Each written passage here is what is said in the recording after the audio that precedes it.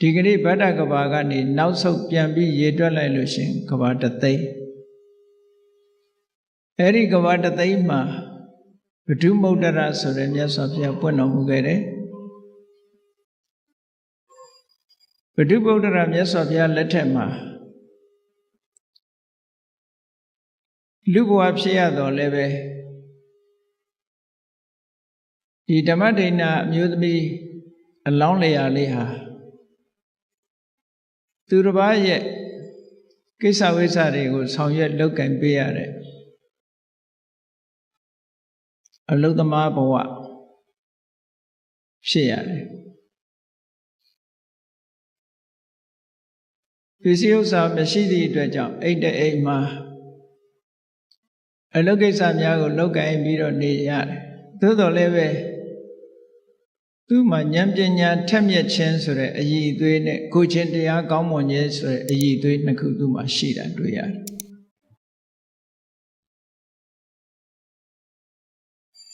တယ်တထေးအိမ်တဲ့အိမ်မှာအလုပ်လုပ်ရင်ထိုခေတ်ထိုကာလတုန်းကရေချိုးဖို့တို့သုံးဖို့တို့ဆိုတာမြစ်ကိုသွားပြီးတော့ရေခတ်ကြရတယ်ဒီနေ့တော့သူမြစ်ကိုရေကဆင်းရင်းနဲ့ဗဒုမုဒ္ဒရာမြတ်စွာဘုရားရဲ့လက်ဝဲတော်ရဲ့အကသာဝကရှင်သူဇာတာတဲ့အဲ့ဒီမထေနဲ့လမ်းမှာပက်ပင်းမှာကြုံတွေ့ရင်ရေကသွားရင်စားဖို့ဆိုပြီးတော့ယူလာတဲ့မုတ်ကောင်းတော့ကောင်းမဲ့မုတ်တော့မဟုတ်ပါဘူးခုခေတ်အိန္ဒိယနိုင်ငံမှာဆိုရိုတီဆိုတဲ့မုတ်ခြုံကိုပြပြီးတော့กินထားတဲ့မုတ်မျိုး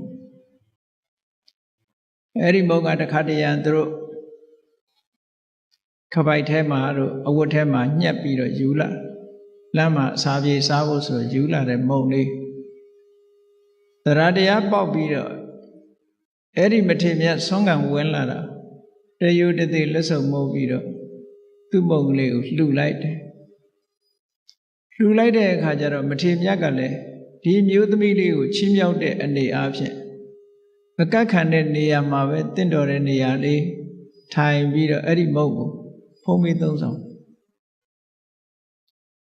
ဝမ်းသာလိုက်တာသူလှူတဲ့မုတ်လေးကိုဖုံးပေးတယ်ဆိုပြီးတော့ဝမ်းသာရုံနဲ့မကဘူးဒီမုတ်ကလေးတစ်ချက်နဲ့တော့ဒီမထေမြတ်ဝမှာမဟုတ်ဘူးဆိုပြီးတော့အိမ်ကိုပင့်လာတယ်အိမ်ရောက်တဲ့အခါကျတော့သူ့ရဲ့အလုရှင်အိမ်ပိုင်တထေးကြီးကလည်းတရားတရားကောင်းသူဖြစ်တော့ဒီမျိုးသမီးတွေပင့်လာတဲ့သူဇာတမထေကိုအိမ်မှာဆွမ်းခဲဝဲဘောဇဉ်ချိုးချင်းရတာဖြားဖြားလေးဆက်ကလှူဒန်းလို့အဲ့ဒီဓမ္မဒိဏလောင်းအမျိုးသမီးလေးကိုကျေးဇူးတင်တဲ့အနေနဲ့အစိကံအဆင့်ကနေပြီးတော့ချွေးမအဆင့်ပေးထားတယ်တဲ့ချွေးမအဆင့်ဆိုတော့သူကအလွန်အဆင့်မြင့်သွားပြီပေါ့အဲ့ဒီချွေးမအဆင့်ပေးလိုက်တဲ့အခါကျတော့စတဲ့တဘိုးတိုးပြီးတော့ကုသိုလ်ကောင်းမှုတွေလုပ်ငကိုယ်တည်းကအသိဉာဏ်ထက်မြက်သူကိုချင်းတရားကောင်းသူဖြစ်တော့မြတ်စွာဘုရားအကြောင်းတော်သွားလို့တရားဓမ္မနာဒီနေ့တော့မြတ်စွာဘုရားကတရားဟောပြောတဲ့နေရာမှာထူးချွန်ထက်မြက်တဲ့အမျိုးသမီးဘိက္ခုနီတူဦးကိုဧတရက်ဘွယ်သူဖြင့်ချီးကျူးမြောက်စားနေတာဧတတ်ထဲမှာတွေ့ရတော့အမတန်မှအားကြတယ်အားကြလို့ဘုရားမှုရှိတဲ့တန်ဃာတော်တွေကိုပင့်ပြီးအလှကြီးတန်းကြီးလုပ်ပြီးတော့အဲ့ဒီဘိက္ခုနီမမျိုးဖြစ်ပါရစေလို့ဆုတောင်းတယ်ဒါကိုလိုချင်တဲ့ဆုတစ်ခုကတော့တောင်းတဲ့နယ်လို့ဒီလိုဆိုတယ်နော်ဆုတောင်းမှုမရှိဘူးဥပမာမယ်ဣဒံမေပုံညာနိဗ္ဗာနတပစ္စယောဟောတုဆိုတော့နိဗ္ဗာန်ကိုပဲဆုတောင်းတာတော့နိဗ္ဗာန်ရမှာတော့သိချတယ်ဘယ်ဘဝနဲ့ရမယ်ဆိုတော့သိချအောင် ဆူတောင်းတော့မယ်ဆိုလို့ရှိရင်တော့လိုအပ်တဲ့အရေးချင်းတွေကတော့တတ္တာရှိဖို့လိုတယ်သီလရှိဖို့လိုတယ်သုတဆိုတာရှိဖို့လိုတယ်စာခဆိုတဲ့ဆွမ်းလွတ်မှုရှိဖို့လိုတယ်ပညာဆိုတဲ့အသည့်ရှိဖို့လိုတယ်အဲ့ဒီတရား၅ပါးပြည့်စုံပြီဆိုလို့ရှိရင်ဘဝတစ်ခုဌာနတစ်ခုဆူတောင်းတဲ့နယ်လို့ထေရဆရာကြီးကဆိုထားတယ်အကယ်၍ဆူမတောင်းဘူးဆိုရင်ဘဝတို့ဂတိတို့မမြဲဘူးတဲ့ဖြစ်ချင်တဲ့ဘဝဖြစ်မှာပဲသို့တော့ကောင်းတဲ့ဘဝတော့ကုသိုလ်ကြောင့်ဖြစ်မှာတော့သိကြတယ်ပေါ့အဲကြောင့်ဥဒိချက်ကလေးတစ်ခုနဲ့ဆူတောင်းတဲ့နယ်ပေါ့နိဗ္ဗာန်ဆိုတာကတော့ရေပုံရအပြင်ဆူတောင်းတဲ့ဟာတစ်ခုဘယ်ဘဝနဲ့နိဗ္ဗာန်ရမှာမသိဘူးလေလူဘဝနဲ့ရမှာလားနတ်ပြည်မှာရောက်ပြီးရမှာလားဗြဟ္မပြည်ရောက်ပြီးရမှာလားဆိုတာမသိကြဘူးပေါ့ရတော့ရမှာပဲသို့သောကိုလိုချင်တဲ့ဘဝလေးတစ်ခုကနေပြီးတော့ယက်တည်ပြီးနိဗ္ဗာန်ကိုသွားမယ်ခုနပြောတဲ့အည်အသွေးတွေရှိပြီဆိုလို့ရှိရင်အဲ့ဒီပုဂ္ဂိုလ်ရဲ့ဆူတောင်းမှုကပြည့်တယ်လို့ဒီလိုဆိုတာအဲ့တော့သူကထူးခြားတဲ့ဆုလေးပါတောင်းလို့ဆိုဟောဒီဘိက္ခုနီမလို့နောင်ဖရာတဆူမှာဓမ္မဂတိကရဣတရက်ရပြီးတော့ကျွတ်တန်းဝင်ရပါလို့ဆိုဒီဆုတောင်းတာဆိုတော့သူလူဘဝနဲ့ကျွတ်တန်းဝင်ခြင်းနဲ့ဆုပဲဒီဆုကတော့နော်တမန်နိဗ္ဗာန်ရဲ့လို့ဒီလိုတောင်းတာမဟုတ်ဘူးအဲ့လိုတောင်းလိုက်သည့်အတွက်ကြောင့်ပွင့်ပွင့်လင်းလင်းဆုတောင်းတာပေါ့ဘုန်းကြီးတို့စကိုင်းမှာတခါကြီးတယောက်တွေ့ဘူးတဲ့ကုသကောင်းမှုတတ်တတ်ရရလုပ်တယ်ထက်ထက်တန်တန်လုပ်တယ်လုပ်ပြီးလို့ရှိရင် तू ကဘာဆုတောင်းလို့ဆိုရင်သဗ္ဗညုဖေယဖြစ်ရပါလို့ဤလို့ပဲဆုတောင်းတယ် तू အမြဲတမ်းအဲ့လိုတခါကြီးတွေလည်းရှိတယ်တချို့ကလည်းဆုကိုပြောင်းမတောင်းရတဲ့လူလည်းရှိသေးတယ်ပေါ့ကိုယ့်ရဲ့ဥတီချက်တစ်ခုလေးကတော့ရှိထားတဲ့နဲ့ပေါ့ဒီမျိုးသမီးတွေကဒီလိုဆုတောင်းလိုက်တဲ့အခါကျတော့ဘုရားဗုဒ္ဓရာမြတ်စွာဘုရားကအနာဂတံသလို့ခေါ်တဲ့ဝေးလံတဲ့အနာဂတ်တစ်ခုကိုမှတ်မြော်ပြီးတော့မြင်နိုင်တဲ့အဘိညာဉ်ဉာဏ်နဲ့ချိလိုက်တဲ့အခါကျတော့ဒီကနေ့လုပ်တဲ့ကုသိုလ်ရဲ့အရှိန်အဝါဒီကနေ့လုပ်တဲ့စေတနာစွမ်းအားတွေစုပန်မှုတွေဟာဘယ်အထိအောက်ရောက်သွားနိုင်တယ်လဲဆိုတာကိုကြည့်လိုက်တဲ့အခါကျတော့ဂေါရမမြတ်စွာဘုရားရဲ့လက်ထက်မှာသူ့ဆန္ဒတွေပြည့်လိမ့်မယ်ဆိုတာကိုမြင်တယ်ဒါလည်းလောကနေအဖြစ်ယုတ်တိရှာပြီးတော့ကြည့်မယ်ဆိုလို့ရှိရင်မရောက်သေးတဲ့ဟာကိုကြွတင်ပြောလို့ရလားလို့ဆိုရတာရှိတာပေါ့ဥပမာထင်ရှားတာပြောမယ်ဆိုလို့ရှိရင်ဒုံးမြန်တစ်စင်းလွတ်တော့မယ်ဆိုလို့ရှိရင်ဘယ်နှမိုင်ဘယ်နှကီလိုမီတာရောက်မယ်ဆိုတာမလွတ်ခင်ကတွက်ချက်လို့မရဘူးလားရတယ်သူ့ရဲ့အရှိန်ကိုကြည့်ပြီးတွက်ချက်တာပဲဒါလည်းနော်ဒီဒုံးမြန်တစ်စင်းပြုတ်လွတ်လိုက်တာဘယ်နေရာကိုရောက်မယ်ဘယ်ပြစ်မှတ်ကိုထိမှန်မယ်ဆိုတာကျွတ်တင်ပြီးခံမှန်းပြောထားတဲ့အတိုင်းထိမှန်သွားတာတွေရောမရှိဘူးလားအဲ့ဒါလို့ဒီအမျိုးသမီးရဲ့စိတ်ဆန္ဒတွေဆုတောင်းမှုတွေသူ့ရဲ့စွမ်းအားကိုကြည့်လိုက်တဲ့အခါမြတ်စွာဘုရားဘယ်အချိန်မှသူစွမ်းအားပြည့်မလဲလို့ကျွတ်တင်ပြီးခံမှန်းလို့ပြောဆိုလို့ရတယ်ပေါ့နော်အဲ့ဒါကိုပဲဗျာဒိတ်ပေးတယ်လို့ခေါ်တာဂေါရမမြတ်စွာဘုရားပွင့်လာတဲ့အခါမှာဓမ္မထိန်နာဆိုတဲ့နာမည်နဲ့တရားဓုတရားမြတ်ရပြီးတော့ဓမ္မဂတိကရာမှာဣတရက်ဘွယ်တို့ချင်းချီးကျူးခံရလိမ့်မယ်လို့မြတ်စွာဘုရားဖွင့်ဟပြီးတော့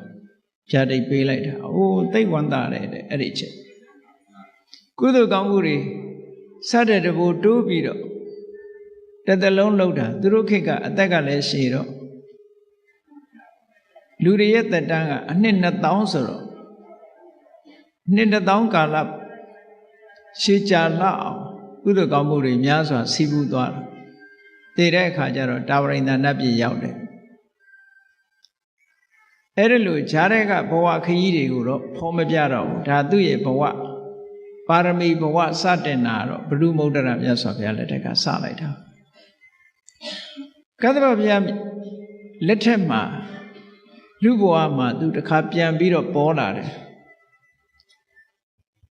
ကာတိတိုင်းဗာရဏသီပြည်မှာ ကိကိဆိုတဲ့ဘုရင်ကြီးအဲ့ဒီဘုရင်ကြီးမှာသမီးတော်9ပါးဆိုတာရှိတယ်အမတန်ထူးခြားတဲ့သမီးတော်တွေအဲ့ဒီသမီးတော်9ဖော်ထဲမှာသူဟာတယောက်အနေနဲ့ပါဝင်တယ်သူ့နာမည်ကအဲ့ဒီတုန်းကသူဓမ္မာတဲ့သူဓမ္မာဆိုတဲ့နာမည်နဲ့အဲ့ဒီကိကိမင်းကြီးရဲ့သမီးတော်ထဲမှာပါတယ်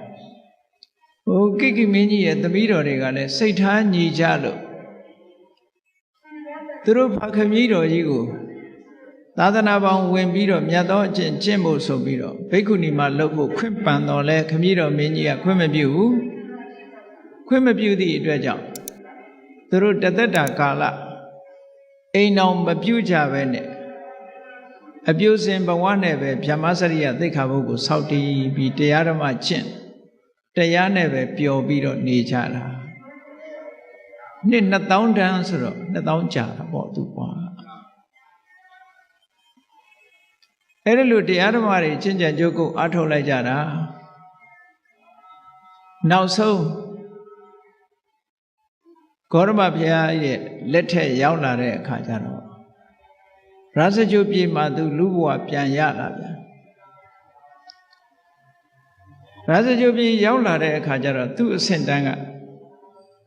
အင်မတန်ချမ်းသာကြွယ်ဝတဲ့တထေးတူရဲ့သမီးလာဖြစ်တယ်ပေါ့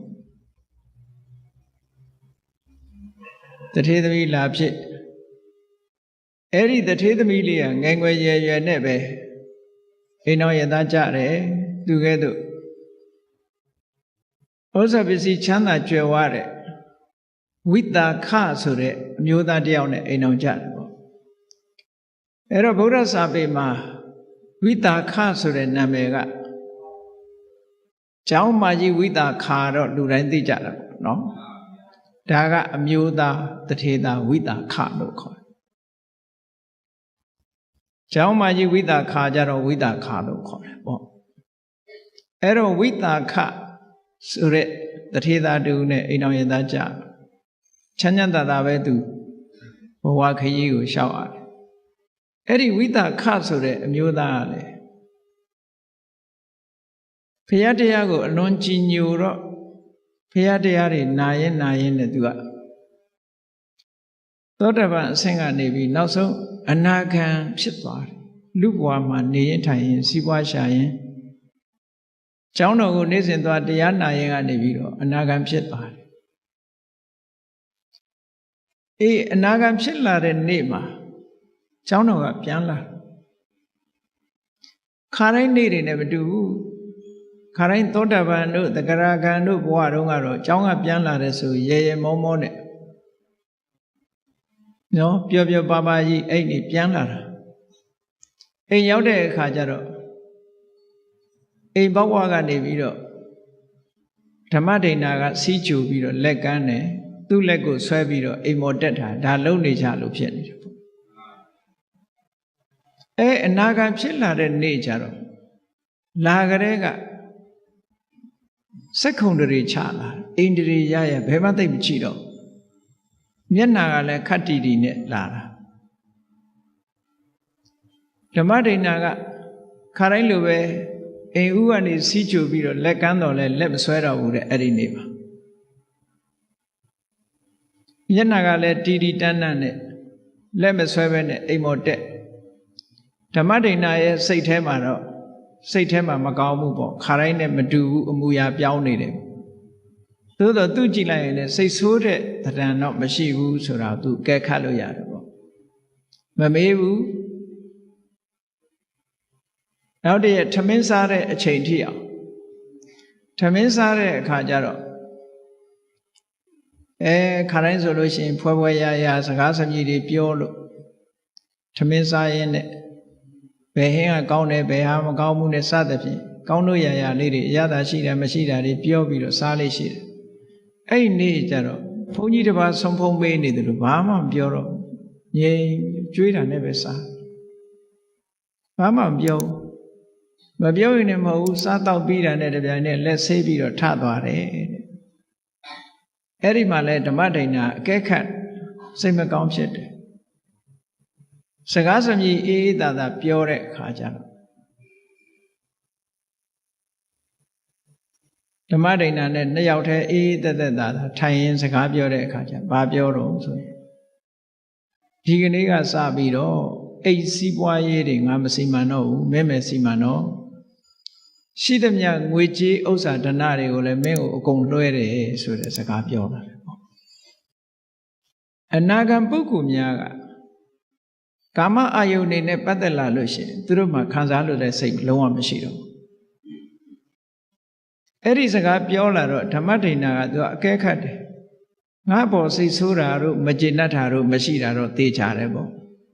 လူတယောက်ဟာမကျေနပ်ဘူးစိတ်ဆိုးတယ်ဆိုရင်သူပစ္စည်းတွေလွှဲမှာမဟုတ်ဘူးသူများပေးပြချင်းပေးပြမှာသူ့တော့ပေးမှာမဟုတ်ဘူးပေါ့နော်အခုတော့ပစ္စည်းဥစ္စာတွေကိုလွှဲတာထောက်တော့ငါပေါ်မကျေမနပ်ဖြစ်တာမဟုတ်ဘူးဘာဖြစ်လို့များဒီလိုလွှဲတယ်လဲသူကတော့ဘာလို့မှလဲဆိုတာကိုမေးမြန်းတဲ့အခါကျတော့ငါကတော့မင်းကြွေးသမျှနဲ့ပဲအေးအေးဆေးဆေးနေတော့မယ်အလုပ်ကိစ္စတွေအိမ်တော်မှုကိစ္စတွေငါတခုမှမလုပ်တော့ဘူးဘာဖြစ်လို့တုံးလို့ဆိုတော့ဒီကနေ့မြတ်စွာဘုရားရဲ့တရားကိုနာရတဲ့အခါကျသူတဏ္ဍမှာကာမရာဂနဲ့ဗျာပါဒလို့ဆိုတဲ့ကာမဂုဏ်အာယုံခံစားလို့တဲ့တဏှာဆန္ဒအလိုမကျလို့စိတ်ထဲမှာမကြေမနပ်ဖြစ်တဲ့ဒေါသဆိုတာသူတဏ္ဍမှာလုံးဝမရှိတော့ဘူးတဲ့အဲ့ဒီနှစ်ခုပြောက်သွားအဲ့ဒါလို့ပွင့်ပွင့်လင်းလင်းပြောဆိုလိုက်တဲ့အခါကျတော့ဓမ္မဒိဏကလည်းစဉ်းစားတယ်နေပါဦးအခုလိုအမတန်ချမ်းသာကြွယ်ဝတဲ့ပစ္စည်းဥစ္စာတွေကိုစွန့်နိုင်လောက်အောင်စွန့်ရည်တတ္တိရှိတယ်ဆိုတဲ့တရားမျိုးသူတို့ရောသိခွင့်မရဘူးလားကျမတို့ရောသိခွင့်မရဘူးလားဆိုတော့သူကပြောတယ်ဟာအကုန်လုံးသိခွင့်ရပါတယ်တရားဆိုတာအမျိုးသားအမျိုးသမီးကြာမမရွေဘယ်သူပဲဖြစ်ဖြစ်တရားရဲ့အရသာခံစားသိရှိနိုင်ပါတယ်ဒီလိုဆိုရင်ကောင်းပြီတဲ့သူကလည်းအပြတ်ပဲနော်ရှင်အနှင်းတဲ့ပစ္စည်းတွေအိမ်တော်ရေးကိစ္စတွေကျမတောင်းမယူဘူးဘိက္ခုနီဘဝပြောင်းတော့မယ်ပေါ့ဘိက္ခုနီဝတ်မယ်ဘဝလည်းဝမ်းမြောက်ဝမ်းသာခွင့်ပြုလိုက်တယ်သူကလည်းဗိမိတာရမင်းကြီးနဲ့အလွန်ရင်းနှီးတယ်ရင်းနှီးတော့ဗိမိတာရမင်းကြီးကအကုန်လုံးစီမံပေးတယ်စီမံပေးတော့ဘုရားเจ้าတော်သွားပြီးတော့ဘိက္ခုနီဝတ်တယ်သူတို့ကတထေးတွေမြို့ရဲ့မျက်နှာဖုံးလို့ပြောမှာပေါ့ခုခေတ်လို့ဆိုရာဇဂိုပြေကမျက်နှာဖုံးတထေးကတော့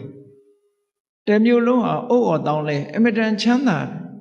အသက်လည်းငယ်ငယ်ရှိသေးတယ်ပစ္စည်းဥစ္စာတွေအကုန်စုပြီးတော့ခုခေတ်လို့ဆိုရင်သီလရှင်ဝတ်သွားတယ်ပေါ့နော်ဘိက္ခုဒီမှာဝတ်သွားတယ်ဆိုတော့တအုပ်လုံးတမျိုးလုံးဟာအုံးကျက်ကျက်ထူးဆန်းတဲ့သတင်းတစ်ခုအနေနဲ့ပြောနေကြပတ်စံချမ်းသာတဲ့ပုဂ္ဂိုလ်ဆိုတော့လေလာတွေ့တဲ့ပုဂ္ဂိုလ်တွေကအများကြီးလေမိတ်ဆွေတွေဘိက္ခုနီဝတ်သွားတဲ့အခါလေဘိက္ခုနီမှာကြောင်းလာပြီးတော့တွေ့ကြတာမေးကြမြန်းကြလာပြီးတော့လှူကြတန်းကြနဲ့ဆိုငါဒီမှာနေလို့တော့မဖြစ်ဘူးဆိုပြီးတော့ဘယ်သူမှမသိတဲ့တောတနေရတောချောင်းတနေရသို့မဟုတ်တောရွာကကျောင်းအဲ့ဒီလိုကျောင်းဘက်ကိုထွက်သွားလိုက်တာထွက်သွားပြီးတော့အဲ့ဒီမှာတရားအထုတ်တယ်ကျိုးကျိုးဆဆနဲ့တရားအထုတ်လိုက်တာတလပြည့်တဲ့အခါကျတော့ရသချုပ်ပြည်ပြန်ရောက်လာတယ်သူပြန်ရောက်လာတယ်ဆိုတဲ့သတင်းကိုဝိတာခသူ့ရဲ့ခင်မောဟောင်းအနာဂံဥပဒကရဲ့ကြားတော့သူစိတ်ထဲမှာတမျိုးဖြစ်သွားတယ်နေစမ်းမအောင်တရားအထုတ်မယ်ဆိုပြီးတော့ခုခေတ်လို့ဆိုရင်ရိတ်တာသွားတယ်ပေါ့နော်ရိတ်တာဝင်တာတလပဲရှိသေးတယ်ပေါ့တရားအထုတ်မယ်ဆိုပြီးတော့သွားတာအခုတလပဲရှိသေးတယ်ပြန်ရောက်လာတယ်ပြင်းပြီးတော့လူများပြန်ထွက်ချင်လို့လားဘာလို့များပြန်လာတာပါလဲလို့သိချင်လာတယ်ဒါလည်းသဘာဝပဲနော်သို့တော်လည်းပဲ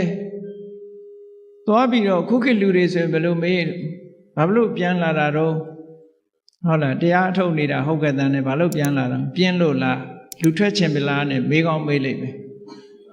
ဝိသခာတကကြီးကအဲ့ဒါလို့မမေးဘူးသိရင်ကျေးတယ်သူက မတော်ဘူးအဲ့ဒီမေကွန်မျိုးသွားမေးတာသူ့စော်ကားရရောက်တယ်ပေါ့အဲ့လိုမေးရင်စော်ကားရရောက်တာပဲဟုတ်တယ်လေပြင်းသလားလို့ဆိုလို့ရှိရင်ဒါလူပြင်းဆိုတဲ့အဓိပ္ပာယ်မျိုးကဲ့ရတာတပိုင်းပါနေသေးတယ်ဟုတ်ကဲ့လားလူထွက်ချင်လို့လားဆိုလဲသူ့ကိုထင်သေးတဲ့သဘောပါနေတယ်လေအဲ့ဒါကြောင့်မို့လို့အဲ့ဒီမေကွန်မျိုးကိုရှောင်တယ်သူကမမေးဘူးသွားပြီးတော့တွေ့တယ်တယုတသိတလေးတစားဓမ္မဒိဏထေရီမသွားတွေ့တယ်တွေ့ပြီးတော့သူအခက်အခက်ကြည့်တဲ့အခါကျတော့အင်ပြင်းတဲ့ပုံစံတော့မရှိဘူးတရားထုတရားမြတ်ရလာပုံရတယ်ပေါ့သို့တော်လည်းသူမေးခွန်းနေမေးမယ်မေးခွန်းနေမေးလိုက်တာဘယ်လောက်မေးတုံးဆိုရင်မေးခွန်းပေါင်း90ကျော်တယ်သူမေးတာအဲ့ဒီသူမေးတဲ့မေးခွန်းတွေကိုစာပေကျမ်းဂန်မှာမှတ်တမ်းတင်ထားတယ်သုလဝေထံလသုတ်ခေါ်တယ်မေးခွန်းမေးလို့အဖြေရလာလို့ရှိရင်ဂျေနတ်လို့ဆက်ပြီးတော့မေးလိုက်တာမေးခွန်းပေါင်း52ခုသူမေးတာအဲ့ဒီ52ခုကိုဒီကနေ့အချင်းချုပ်ကလေးပြောအောင်ဒီဓမ္မမေးခွန်းတွေကသူ့ရဲ့ဓမ္မအည်အသွေးတွေအဆင့်တွေကိုသိချင်လို့မေးတဲ့မေးခွန်းတဲ့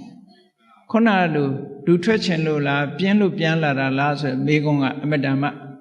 မယင်ကျေးရာရောက်တဲ့အတွက်ကြောင့်အဲ့ဒီမေးခွန်းနဲ့မမေးဘူးသူအသိဉာဏ်ဟာဘလောက်ထိအောင်ဓမ္မအသိဉာဏ်ဘလောက်ရှိပြီးတော့သာသနာတော်မှာဘလောက်ပျော်မွေ့နေပြီလဲဆိုတာကိုသိချင်လို့တစ်ဖက်နဲ့လှည့်ပြီးတော့မေးတာတဲ့နော်အဲ့ဒီမှာပထမဆုံးသူမေးတာကသောတပန်ပုဂ္ဂိုလ်တွေဖြေရမယ့်မေးခွန်းမျိုးကိုမေးတာသောတပန်ဖြစ်ပြီလားမဖြစ်သေးဘူးလားစမ်းကြည့်တဲ့သဘောပေါ့နော်ပထမဆုံးမေးလိုက်တယ်အရှင်မမြတ်စွာဘုရားကသက်ကာယနဲ့သုံးနှုံးပြီးဟောကြားထားတာတွေရှိတယ်တဲ့ဘာကိုသက်ကာယခေါ်တာလဲဒီမေခွန်းလေးကိုမေးတယ်ပထမဆုံးအဲ့ဒီမှာဓမ္မဒိဏထေရီမကလည်းမဆိုင်မတွပဲဩတကဝိသခာသက်ကာယဆိုတာတဏှာဒိဋ္ဌိတွေရဲ့ဆွဲလန်းရာတဏှာအမြင်နဲ့ချင်းကပ်တဲ့ဒိဋ္ဌိအမြင်နဲ့ချင်းကပ်ပြီးတော့ဆွဲလန်းတဲ့ခန္ဓာ၅ပါးကိုသက်ကာယခေါ်တာပါတဲ့ဓာတုအဖြစ်တွေနော်အဲ့တော့တရားနာပရိသတ်တွေလည်းဒါမှတ်ထားဖို့ပေါ့သက်ကာယဆိုတာတခြားဟာကိုခေါ်တာမဟုတ်ဘူးတဏှာရဲ့အာယုဒိဋ္ဌိရဲ့အာယုဆွဲလန်းရာဖြစ်တဲ့ခန္ဓာ၅ပါးတဲ့ရူပခန္ဓာရူပုပါဒနက်ခန္ဓာဝေဒနုပါဒနက်ခန္ဓာသင်ညုပါဒနက်ခန္ဓာသင်္ခါရုပါဒနက်ခန္ဓာဝိညာဏုပါဒနက်ခန္ဓာလို့ခေါ်တယ်တဏှာရဲ့အာယုဒိဋ္ဌိရဲ့အာယုဖြစ်တဲ့ခန္ဓာ၅ပါးအဲ့ဒီခန္ဓာ၅ပါးကိုသက်ကာယလို့ခေါ်တယ်လို့ဆိုသူသက်ကာယတော့သူရှင်းရှင်းသိသားပဲဆိုပြီးတော့ဆက်မေးတယ်အဲ့ဒါနဲ့ပတ်သက်ဒါဖြင့်ရှင်မရေတဲ့သက်ကာယသမုဒယသက်ကာယဖြစ်ကြောင်းတရားဆိုတာကိုဘာကိုပြောတာတော့ဓမ္မဒိဏဖြေတယ်ဓမ္မစကြာတဲ့အတိုင်းပဲယာယံတဏ္ဏပောနုဘဝိကနန္ဒီရာဂသဟကတာတတ္တရဘိနန္ဒိနိတေယထိတံကာမတဏ္ဏဘဝတဏ္ဏဝိဘဝတဏ္ဏဘဝတစ်ခုကိုဖြစ်စေတတ်တယ်ဘဝတစ်ခုကိုထုတ်လုပ်ပြီးတော့နှစ်သက်မှုဆွဲလန်းမှုနဲ့အတူတကွဖြစ်ပြီးဘယ်အာယုံပဲဖြစ်ဖြစ်တွေ့ရာကိုကြိုက်နှစ်သက်တတ်တဲ့တဏှာကိုပဲသက်ကာယသမုဒယဟောဒီသက်ကာယဆိုတဲ့ခန္ဓာ၅ပါးကိုထပ်တလဲလဲဖြစ်နေအောင်လုပ်တဲ့တရားဆိုတာတခြားမဟုတ်ပါဘူးတဲ့တဏှာကိုပြောတာပါတဲ့အဲ့ဒီတဏှာဟာကာမတဏှာဘဝတဏှာဝိဘဝတဏှာလို့၃မျိုးခွဲထားတာကာမတဏှာဆိုတာကာမဂုဏ်အာယုန်တွေနဲ့ပတ်သက်ပြီးတော့လိုချင်တတ်မဲ့တာဘဝတဏှာဆိုတာကာမဂုဏ်အာယုန်ဒီအပေါ်မှာမှားယွင်းတဲ့အမြင်ကလေးနဲ့ထာဝရမြဲတဲ့အရာလို့ထင်မှတ်ပြီးတော့တွေ့တာဘဝတဏှာဝိဘဝတဏှာဆိုတာအဲ့ဒီကာမဂုဏ်အာယုန်တွေကိုပဲတဘဝတစ်ခါပဲပြီးရင်ပြတ်တာပဲလို့ဆိုတဲ့အတွေးဥစ္စေရဒိဋ္ဌိအတွေးနဲ့တွေ့တာတဏှာနဲ့ဒိဋ္ဌိဟာအဓိကဖြစ်တာဟုတ်ဒါကြောင့်မလို့အဲ့ဒီတဏှာ၃မျိုး တတ္တဒိဋ္ဌိနဲ့ရှင်တွဲလာတဲ့တဏှာကဘဝတဏှာဥစ္စေတဒိဋ္ဌိနဲ့ရှင်တွဲလာတဲ့တဏှာကဝိဘဝတဏှာအဲ့ဒီဝိဘဝဆိုတာလဲတဏှာပဲတဏှာတစ်မျိုးပဲထာဝရဖြစ်ချင်းနေတာတန်တရားဝတ်ထဲမှာထာဝရဖြစ်ချင်းနေတာဘဝတဏှာအေးဘဝဆိုတာပြီးတာပဲဆိုတာကဝိဘဝတဏှာပေါ့ပြတ်သွားတာကိုသဘောကျတာဝိဘဝတဏှာအဲ့ဒီတဏှာ၃မျိုးဟာသက္ကာယဆိုတဲ့ဥပါဒณะခန္ဓာကိုဖြစ်စေတတ်တဲ့တရားပါလို့ဒီလိုဖြေတော့ဒီအဖြေလည်းမှန်သွားတယ်ကျေနပ်တယ်တတိယမေးခွန်းတစ်ခုဆက်မေးတယ်သက္ကာယនិရောဓအဲ့ဒီဥပါဒณะခန္ဓာကြီးရဲ့ချုပ်ငြိမ်းသွားတာအစင်ထာဝရငြိမ်းသွားတဲ့နေရာကဘာလဲလို့ဆိုတော့အစင်ထာဝရချုပ်ငြိမ်းတာဘာလဲလို့ဆိုရင်တဏှာချုပ်ငြိမ်းမှသက္ကာယအချုပ်ငြိမ်းမှဖြစ်တယ်မြတ်စွာဘုရားဓမ္မစကြာမှာဟောတဲ့အတိုင်းယောတတ္တယေဝတဏှာယအတေတဝိရာဂនិရောဓောစာကောပฏิနိဒ္ဒေကောမုတ်တိအနာလယောဒါကအကြောင်းဘက်ကဖြေတာနော်အကြောင်းဘက်ကဖြေတာအကယ်၍အကြောင်းဘက်ကမဖြေဘဲနဲ့ဆိုရင်အကြောင်းမချုပ်ဘဲနဲ့အကျိုးရတယ်ဆိုတဲ့အဓိပ္ပာယ်မျိုးပေါက်သွားတယ်မြတ်စွာဘုရားကဒီသက္ကာယនិရောဓဆိုတာနိဗ္ဗာန်ကိုပဲပြောတာသို့တော့ထိုနိဗ္ဗာန်ဆိုတာကိုဘာချုပ်မှရတာတုံးဆိုသက္ကာယသမုဒိယလို့ခေါ်တဲ့တဏှာချုပ်ငြိမ်းမှရနိုင်တယ်အကြောင်းဖြတ်မှအကျိုးရမယ်ဟုတ်ကလားဒါကြောင့်မို့သက္ကာယនិရောဓဆိုတဲ့ဒီဥပါဒณะခန္ဓာကြီးလုံးဝချုပ်ငြိမ်းသွားတယ်ဆိုတော့ဥပါဒณะခန္ဓာကြီးကိုထုတ်လုပ်နေတဲ့တဏှာချုပ်ငြိမ်းမှသာလင်သူကချုပ်ငြိမ်းမှာဟုတ်အကြောင်းရှိနေသေးတယ်များဒီအကျိုးကဆက်နေဦးမှာဒါကြောင့်မို့အဲ့ဒီသက္ကာယကိုထုတ်လုပ်နေတဲ့တဏှာရဲ့လုံးဝအပြည့်သက်ချုပ်ငြိမ်းသွားတာကိုသက္ကာယនិရောဓလို့ခေါ်ပါတယ်ဟောဒီအဖြေလည်းပဲလုံးဝမှန်နေတယ်ဟောနောက်ဆက်ပြီးတော့မေးတယ်ဒါဖြင့်အဲ့ဒီလိုလုံးဝချုပ်ငြိမ်းသွားအောင်ဘာကျင့်ရမှာလဲအကျင့်မှာမေးတာဘာကျင့်ရမှာမကျင့်မဲနဲ့တော့ဘာမှရလာမှာမဟုတ်ဘူးအဲ့ဒီတော့ကျင့်ရမယ်ဆိုတာတခြားမဟုတ်ပါဘူးတဲ့မြင့်မြတ်တဲ့အင်္ဂါ၈ပါးနဲ့ပြည့်စုံတဲ့မဂ်ခင်၈ပါးအကျင့်တရားကိုပဲကျင့်ရမှာပါသစ္စာ၄ပါးကိုမေးဖြေတဲ့သဘောပဲဒီမေးဖြေတွေကဘယ်ပုဂ္ဂိုလ်တွေမှရှင်းရှင်းလင်းလင်းဖြေနိုင်တော့ဆိုသောတပန်ဖြစ်တဲ့ပုဂ္ဂိုလ်မှရှင်းရှင်းလင်းလင်းဖြေနိုင်တာဟုတ်ဉာဏ်တဲ့ပုဂ္ဂိုလ်တွေကစာပေရသိထားလို့ရှိရင်စာရဖြေကောင်းဖြေလိမ့်မယ်သောတပန်ပုဂ္ဂိုလ်ကြတော့သူဉာဏ်နဲ့သိတဲ့အသိရှင်းရှင်းလင်းလင်းမြင်နေတာဒီတိုင်းပဲဆိုတာကိုရှင်းပြီဒီမေကွန်းလေးခုကဝိသကသထေကြီးကဓမ္မဒိဋ္ဌာဟာသောတပန်များဖြစ်ပြီလားတရားဓုတရားမြတ်ရပါလားဆိုတဲ့မမေးပဲနဲ့သိရမယ်မေကွန်းကိုမေးလိုက်တာပဲဒါကောင်းပြီဒီမေကွန်းတွေကိုသူဖြေလိုက်တာခြေနှက်သွားအဖြေကမှန်သွားပြီအေးသောတပန်အဆင့်ဓမ္မဉာဏ်တော့ရနေပြီပဲစိတ်ထဲမှာအေးချမ်းသွားတယ်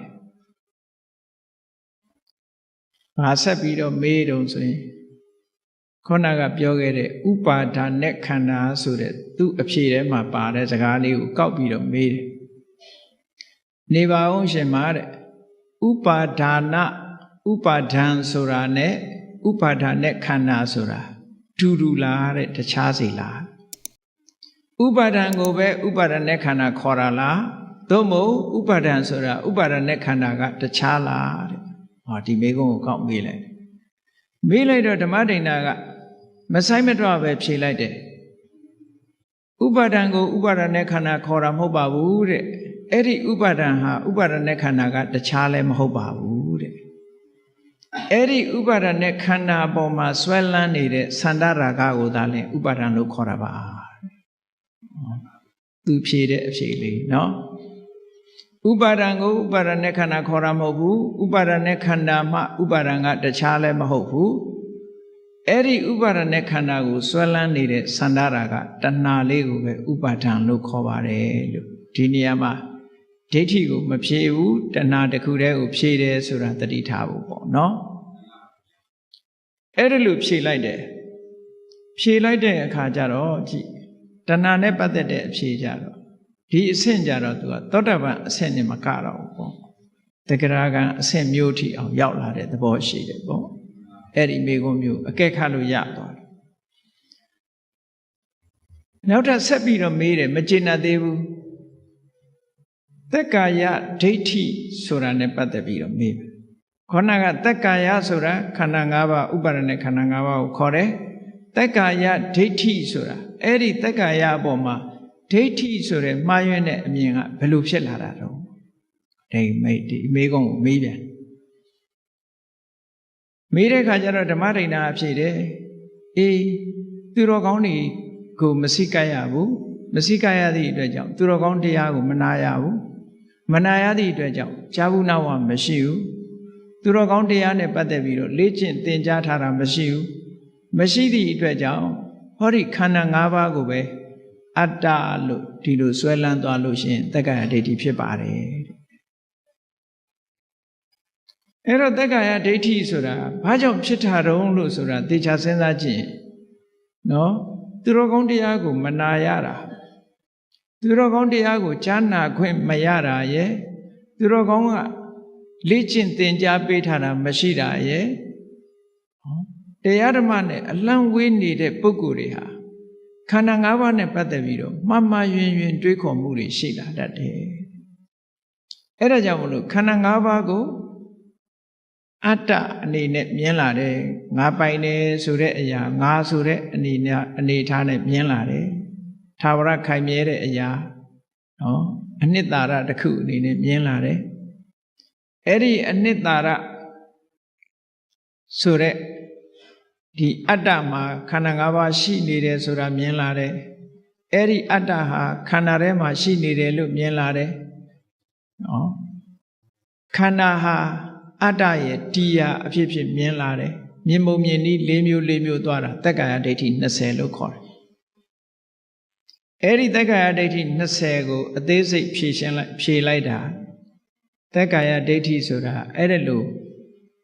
ရှုမြင်မှဖြစ်လာတာဆိုပါစို့ရူပံအတ္တတောသမနုပတ္တိရုပ်ကြီးကိုအတ္တလို့မြင်ပြီဆိုရင်ဒါတက္ကရာဒိဋ္ဌိဖြစ်တယ်ပေါ့အဲ့ဒါလို့မြင်တာလဲဘာကြောင့်မြင်လဲလို့ဆိုလို့ရှိရင်တရားဓမ္မမနာရလို့ဟောတရားဓမ္မနာရတဲ့ပုဂ္ဂိုလ်ကြတော့အေးခန္ဓာ၅ပါးယုံ nant တရားဟာရုပ်ပဲနာမဲ့သူ့တဘာဝအတိုင်းသူရှိနေတယ်အတ္တဆိုတဲ့ခိုင်မာတဲ့အရာမဟုတ်ဘူးလို့ဆိုတာကိုနာကြားထားတဲ့အခါသိတယ်ပေါ့ရှင်းသုံးထားတဲ့အခါမှာလည်းပဲငါလို့ပြောเสียမရှိဘူးဆိုတာသိတယ်အဲ့ဒါလို့မှအသိမရှိဘူးဆိုလို့ရှိရင်ဟောဒီရုပ်ကြီးကိုပဲအတ္တလို့ဒီလိုမြင်လာနိုင်တယ်ပေါ့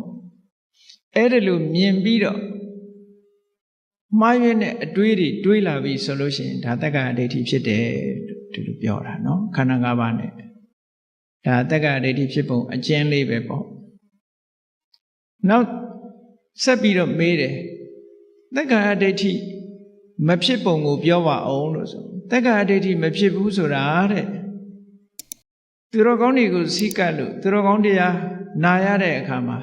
ယုံနာမတပါငါလို့ပြောเสียမရှိဘူးခန္ဓာဟာခန္ဓာမြတာဖြစ်တယ်သဘာဝတရားတက်တက်မြတာဖြစ်တယ်အတ္တဆိုတဲ့သာဝရခိုင်မာတဲ့အရာမဟုတ်ဘူးလို့မြတ်စွာဘုရားဟောတဲ့တရားကိုနာရလို့လက်တွေ့ကျင့်သုံးရတဲ့အခါမှာခုနကပြောသလိုခန္ဓာ၅ပါးကိုအတ္တလို့မရှုတော့ဘူးတဲ့အဲ့ဒီလိုမရှုတော့သည့်အတွက်ကြောင့်တက္ကရာဒိဋ္ဌိမဖြစ်ပါဘူးလို့ဒီလိုဟောတယ်အဲ့တော့သူ့အဖြေတွေကအကုန်လုံးမှန်ကန်ပြီးတော့နေတယ်မေးခွန်းနေမေးလိုက်တာနောက်ထပ်နံပါတ်၈မေးခွန်းတစ်ခါဆက်ပြီးတော့မေးပြန်တယ်မဂ္ဂင်၈ပါးဆိုတာဘာလဲခုနစောစောကပြောထားတာဟောဘုန်းကြီးတို့တွေလည်းသင်ထားသည့်အတွက်ကြောင့်မဂ္ဂင်၈ပါးဆိုတာဘာလဲအလုံးသိနေကြတယ်နော်အဲ့တော့ဓမ္မဒိဋ္ဌာထေရီမကိုမေးတယ်ဒါကအရေးကြီးတဲ့အကျင့်တရားဖြစ်သည့်အတွက်ကြောင့်သူဒီမေးခွန်းမေးတယ်မဂ္ဂင်၈ပါးအကျင့်တရားဆိုတာဘာလဲလို့ဆိုတော့မြေးလိုက်တယ်သမ္မာဒိဋ္ဌိသမ္မာသင်္ကပ္ပသမ္မာဝါစာသမ္မာကမ္မန္တသမ္မာအာဇီဝသမ္မာဝါယာမသမ္မာတတိသမ္မာသမာဓိပေါ့တခုစီမဂ္ဂင်၈ပါးအကျင့်တရားကိုဖြည့်ရှင်းလိုက်ဖြည့်ရှင်းတော့ ဒါတရားချင်းလို့သိထားတဲ့အသည့်တွေနဲ့ဖြေတာနော်သူဘိက္ခုနီဝတ္တတလပဲရှိသေးတယ်တလအတွင်းမှာသူဒါတွေအကုန်လုံးတရားနဲ့ပတ်သက်ပြီးသိသွားတယ်အဲ့ဒါနဲ့နောက်9ခုမြောက်မေခွန်းအနေနဲ့ဆက်ပြီးတော့မေးတယ်အဲ့ဒီမဂ္ဂင်၈ပါးဟာတဲ့အကြောင်းတရားတွေကဖန်တီးထားတဲ့သင်္ခတလားသို့မဟုတ်အကြောင်းတရားတွေကအကြောင်းတရားကင်းပြီးတော့ဖြစ်နေတဲ့အသင်္ခတလားဆိုတဲ့မေခွန်းမေးတယ်ဒါကပို့ပြီးတော့လေးနဲ့သွားတယ်ပေါ့သင်္ခတလားအသင်္ခတလားတာမန်လက်တွေ့ကျင့်သုံးထားတဲ့ပုဂ္ဂိုလ်ကမှန်မှန်ကန်ကန်ဖြေနိုင်တယ်ပေါ့အဲ့တော့ဓမ္မရိဏဖြေလိုက်တယ်မဂ္ဂင်၈ပါးဆိုတာစဉ်းစားကြည့်လေတမ္မာဒိဋ္ဌိဆိုတာလေတမ္မာဒိဋ္ဌိဖြစ်ခြင်းအကြောင်းတရားမရှိဘူးလားသူကသူဖြစ်လာတာမဟုတ်ဘူးလေတမ္မာသင်္ကပ္ပဆိုတာလေသူဆိုင်ရာအကြောင်းတရားရှိတယ်တမ္မာဝါစာတမ္မာကမ္မန္တတမ္မာအာဇီဝတို့မှာလည်းဆိုင်ရာအကြောင်းတရားတွေရှိတယ်တမ္မာဝါယာမတမ္မာတတိတမ္မာသမာဓိတို့မှာလည်းဆိုင်ရာအကြောင်းတရားတွေရှိတယ်ဆိုင်ရာအကြောင်းတရားတွေကထုတ်လုပ်ထားတဲ့အရာဖြစ်သောကြောင့်သင်္ကတပါလို့သူကဖြေလိုက်တယ်ဒီအဖြေဟာလည်းပဲမှန်ကန်ပြီးတော့သွားပြန်တယ်ပေါ့အဲ့ဒါနဲ့ဆက်ပြီးတော့မေးတယ်မဂ္ဂင်၈ပါးဟာတဲ့မဂ္ဂင်၈ပါးနဲ့ခန္ဓာ၃မျိုးကိုဖွဲ့စည်းတာလားသို့မဟုတ်ခန္ဓာ၃မျိုးနဲ့မဂ္ဂင်ကိုဖွဲ့စည်းတာလားဆိုတော့ဓမ္မဒိဋ္ဌာအဖြစ်ခန္ဓာ၃မျိုးဆိုတာဒီနေရာသီလအစုသမာဓိအစုပညာအစုသီလခန္ဓာသမာဓိခန္ဓာပညာခန္ဓာဆိုတဲ့အစုမဂ္ဂင်၈ပါးနဲ့အဲ့ဒီအစု၃မျိုးကိုပြောတာလားသို့မဟုတ်အစု၃မျိုးနဲ့မဂ္ဂင်ကိုပြောတာလားလို့ဆိုတော့အစု၃မျိုးနဲ့မဂ္ဂင်ကိုပြောတာပါတဲ့အစု၃မျိုးကဘာတုံးဆိုလို့ရှိရင်သမ္မာဝါစာသမ္မာကမ္မန္တသမ္မာအာဇီဝဆိုတဲ့ဒီ၃ခုကသီလနဲ့ဆိုင်တဲ့အစုတစ်စုသမ္မာဝါယာမသမ္မာတတိသမ္မာသမာဓိဒီ၃ခုကသမာဓိနဲ့ဆိုင်တဲ့အစုသမ္မာဒိဋ္ဌိသမ္မာသင်္ကပ္ပဒီနှစ်ခုကပညာနဲ့ဆိုင်တဲ့အစုလို့အဲ့ဒါလို့ရှင်းလင်းခွဲပြီးတော့ဖြေဆိုလိုက်တဲ့အခါကျတော့သိကျေနပ်သွားတယ်ကျေနပ်သွားလို့နောက်ထပ်မေးခွန်းတွေဆက်ပြီးတော့မေးပြန်တယ်ဒါအခြေခံအနေနဲ့သောတပန်ဖြစ်ပြီဆိုတာကိုတဂရကံအဆင့်လောက်ရောက်သွားပြီဆိုတာသူ့စိတ်ထဲမှာတော်တော်ကျေနပ်သွားကျေနပ်သွားလို့သူဆက်ပြီးတော့မေးတယ်သမာဓိဆိုတာဘာလဲတဲ့ဒီမေးခွန်းထပ်မေးတယ်သမာဓိဆိုတာစိတ်ရဲ့တည်ငြိမ်မှုလေးပေါ့စိတ်တတဧကဂတစိတ်ရဲ့အာယုန်တစ်ခုတည်းပေါ်မှာထားနိုင်တဲ့စွမ်းရည်တတ္တိရှိတဲ့သဘာဝတရားလို့ဒီလိုဖြေလိုက်တယ်ဒါလည်းသမာဓိကိုရရှိထားတဲ့ပုဂ္ဂိုလ်ကတိုက်ရိုက်ဖြေဆိုနိုင်တဲ့အဖြေမျိုးပဲပေါ့နော်နောက်တစ်ခုမေးပြန်တယ်သူကသမာဓိကတော့ဧကဂတစိတ်ရဲ့တည်ငြိမ်မှုအာယုန်တစ်ခုတည်းပေါ်မှာထားနိုင်မှုဆိုတာသမာဓိဟုတ်ပြီအဲ့ဒီသမာဓိနိမိတ်တသမာဓိရဲ့အာယုံကဘာလဲလို့ဆိုတော့သမာဓိရဲ့အာယုံဆိုတာတခြားမဟုတ်ပါဘူးတဲ့ကာယစိတ်တဝေဒနာဓမ္မလို့ဆိုတဲ့တတိပဋ္ဌာန်အာယုံ၄မျိုးပါလို့ဓမ္မဒိဋ္ဌာဖြေတယ်အဲ့တော့သူတို့ကတော့ဝိသခာကလည်းအနာဂံအဆင့်ဆိုတော့ဒီအဖြေလေးတွေဟာချင်းချင်းဖြေတာနဲ့သူလည်းနားလဲတယ်ပေါ့နော်နောက်တစ်ခုကသမာဓိရဲ့အချမ်းရံသမာဓိအတွက်အရေးပါတဲ့အထောက်အကူပြုတဲ့တရားကဘာလဲလို့ဆိုရင်သမ္ပပ္ပတံတရား၄ပါးပါသမ္ပပ္ပတံတရား၄ပါးဆိုတာသမ္မာဝါယာမကိုပဲပြောတာပဲသမ္မာဝါယာမကိုရှုထောင့်၄မျိုးနဲ့ပြောမယ်ဆိုရင်သမ္မာဝါယာမဟာဆောင်ရွက်မှုရှုထောင့်၄မျိုးရှိတယ်ရှုထောင့်၄မျိုးကဘာလို့ဆိုရင်မဖြစ်သေးတဲ့အကုသိုလ်မဖြစ်အောင်ဖြစ်ပြီးသားအကုသိုလ်ကိုဖယ်ရှားနိုင်အောင်ကြိုးပမ်းအထောက်မှုမဖြစ်သေးတဲ့အကုသိုလ်တွေမဖြစ်ရလေအောင်ကြိုးပမ်းအထောက်မှုကတစ်ခုဖြစ်ပြီးသားအကုသိုလ်တွေကိုဖယ်ရှားနိုင်အောင်ကြိုးပမ်းအထောက်မှုကတစ်ခုနောက်မဖြစ်သေးတဲ့ကုသိုလ်တွေဖြစ်အောင်ကြိုးပမ်းအထောက်မှုကတစ်ခုဖြစ်ပြီးသားကုသိုလ်တရားတွေတိုးပွားလာအောင်ကြိုးပမ်းအထောက်မှုကတစ်ခုတဲ့အဲ့ဒါကိုသမ္မပဋ္ဌာနာမှန်ကန်တဲ့လုံလားလို့ဆိုပြီးအဲ့ဒါဟာတမာတိရဖို့အတွက်အရေးကြီးတဲ့အထောက်အကူတွေဖြစ်ပါတယ်လို့ဒီလိုဖြေတယ်ဒါဖြင့်ရှင်မတမာတိဘာဝနာဆိုတာဘာအရုံးဆိုတမာတိတရားအကျဉ်းချင်းအာယုန်နဲ့ကပ်ပြီးတော့စိတ်ကလေးကိုတမာတိရအောင်လေ့ကျင့်နေတာဟာတမာတိဘာဝနာပဲကဲဘုန်းကြီးတို့တွေလည်းထွက်လေဝင်လေလေးကိုဥပမာမဲ့မှတ်နေတယ်ဆိုလို့ရှိရင်ဒါတမာတိကိုတိုးပွားနေအောင်လုပ်နေတာပဲလေထွက်လေဝင်လေလေးကိုစုပြီးတော့ရှုနေတယ်ဆိုတာဟာစိတ်ကလေးကိုထွက်လေဝင်လေအာယုန်လေးတစ်ခုပေါ်မှာပဲ ခိုင်မြဲနေအောင်ကြိုးပမ်းအားထုတ်ပြီးရှုမှတ်ပွားများနေတာတမာရိဘာဝနာပေါ့အဲ့ဒါကိုဖြေလိုက်တော့ကျင့်တတ်ပြီးတော့နောက်ထပ်15ခုမြောက်မေးခွန်းကိုသူဆက်ပြီးတော့မေးတယ်သင်္ခါရဆိုတာဘယ်နှမျိုးရှိသလဲတဲ့သူမေးတာ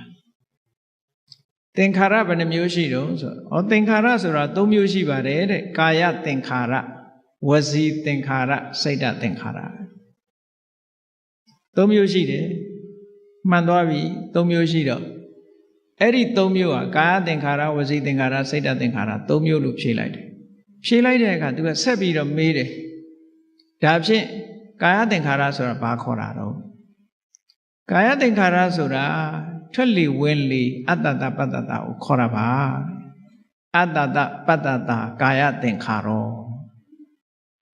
ထွက်လေဝင်လေကိုကာယသင်္ခါရလို့ခေါ်ပါတယ်တဲ့ဘာဖြစ်လို့ခေါ်တာတော့တဲ့သူကဆက်မေးဒါကထွက်လေဝင်လေဆိုတာဘုန်းကြီးတို့ကစဉ်းစားကြည့်ပေါ့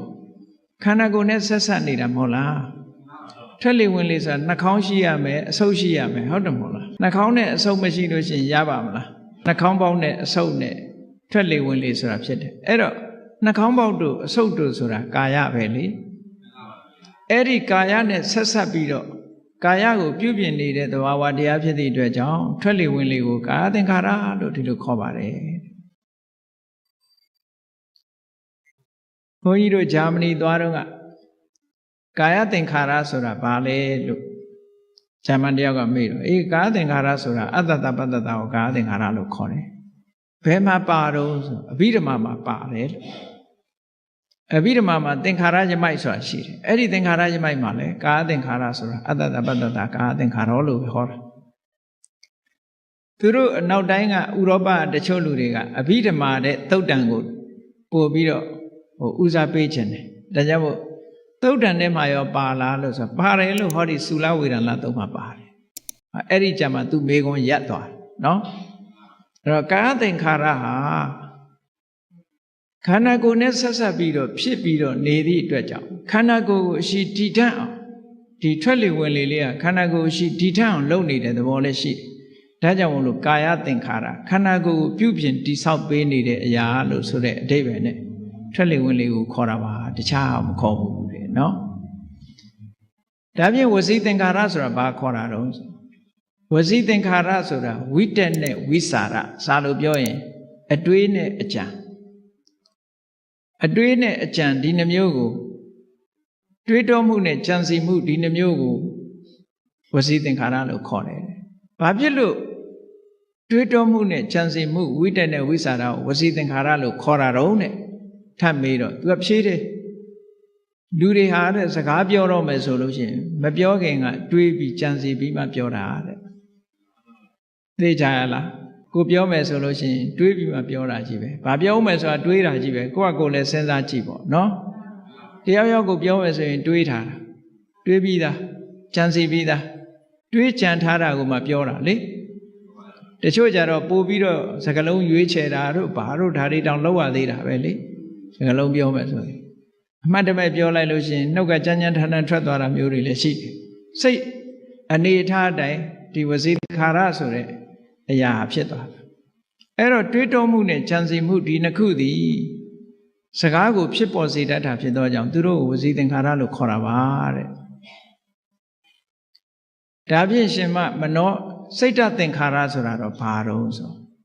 တင်ညာနဲ့ဝေဒနာကိုစိတ်တသင်္ခါရလို့ခေါ်တယ်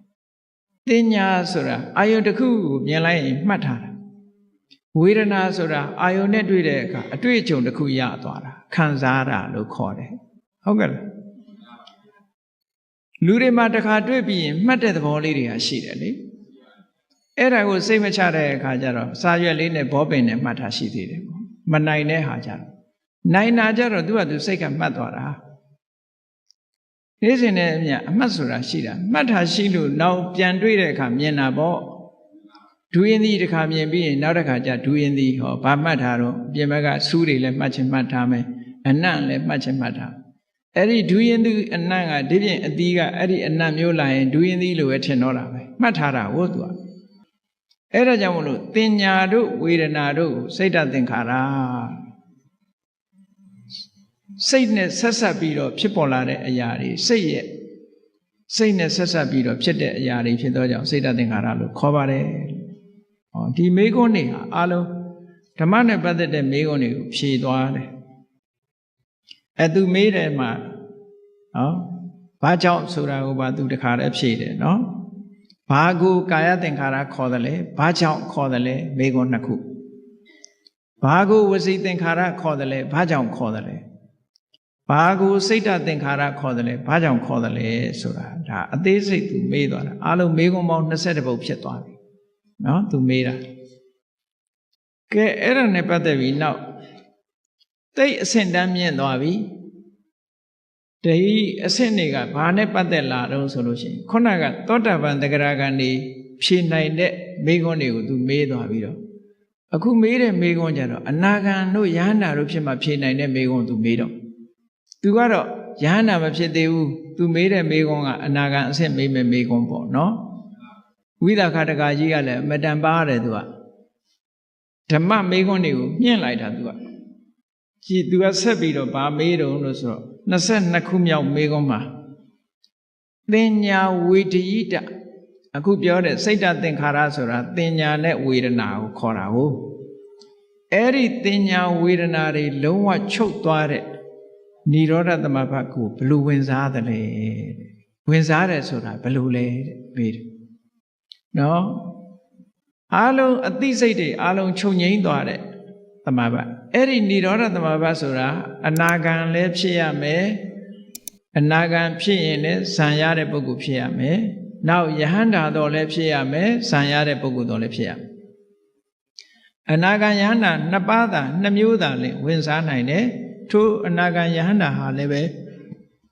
ဇံရတဲ့ပုဂ္ဂိုလ်ဖြစ်ရမယ်ဘာဖြစ်လို့တော့ဆိုရင်အသိစိတ်တစ်ခုစွမ်းအားတစ်ခုနဲ့ဖိပြီးတော့ချုပ်အောင်လုပ်ထားတယ်ရပ်တန့်ပေးတယ်ဆိုတာလွယ်တာမှမဟုတ်ဘဲနဲ့ pause လုပ်တယ်လို့ပြောတာဟုတ်ကဲ့လား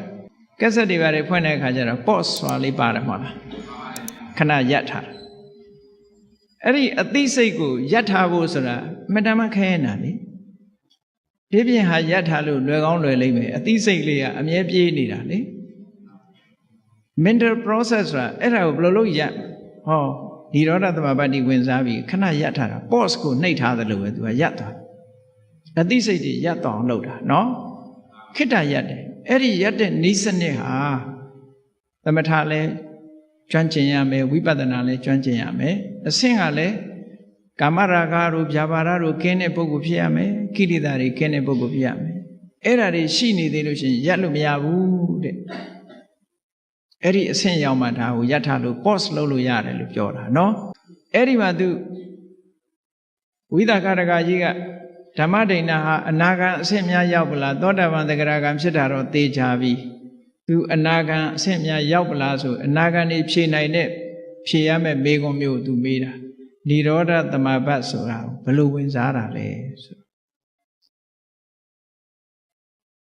ဓမ္မဒိဏကဒီနေရာမှာသူကဘယ်လိုဝင်စားတယ်ဆိုတာကိုမပြောဘူး။ဘာပြောလိုက်တုံးဆိုရင်ဝင်စားပြီးတဲ့ပုဂ္ဂိုလ်အဆင့်ကိုပြောလိုက်တယ်။ဘယ်လိုပြောတော့ဆိုနိရောဓသမဘတ်ဝင်စားတဲ့ပုဂ္ဂိုလ်ဆိုတာတဲ့ငါနိရောဓသမဘတ်ဝင်စားမယ်ဆိုတဲ့အတွေ့လည်းမရှိဘူး။ဝင်စားနေတယ်ဆိုတဲ့အတွေ့လည်းမရှိဘူး။ဝင်စားခဲ့တယ်ဆိုတဲ့အတွေ့လည်းမရှိဘူးဆိုစိတ်မရှိဘူးလို့ပြောလိုက်တာပဲဒါ။ဟုတ်ကဲ့